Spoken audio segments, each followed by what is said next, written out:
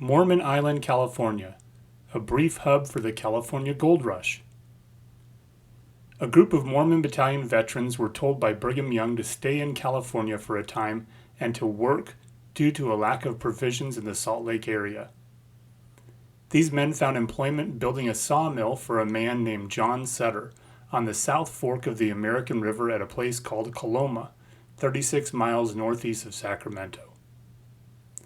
While working January 24, 1848, the men started encountering reddish particles in the dirt that were determined to be gold. After the initial find in Coloma, the veterans discovered more gold in the American River while out hunting later in March. The area where the camp was became known as Mormon Island. One reference described Mormon Island as a small island in the South Fork of the American River, about halfway between Coloma and Sutter's Fort, at the junction of the American and Sacramento Rivers, about 25 miles west of Coloma and about the same distance east of Sutter's Fort. As word spread, the fervor of a gold rush gained steam. After President James K. Polk mentioned it in December of 1848, thousands were flocking to California by the next year, hence the name 49ers. A number of these fortune seekers made their way through the Salt Lake Valley while traveling to California. The trade that resulted helped the area economically and helped fulfill the promises of church leaders that things would improve for the saints.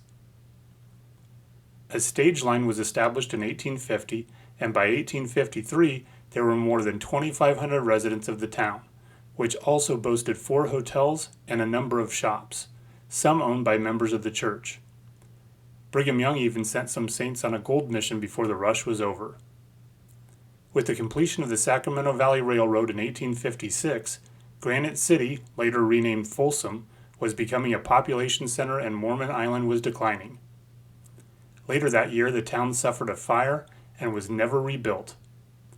The Folsom Dam was authorized in 1944, and the town site was flooded and buried by 1955, where it remained unseen and nearly forgotten until drought conditions started to reveal the ruins starting in 2007.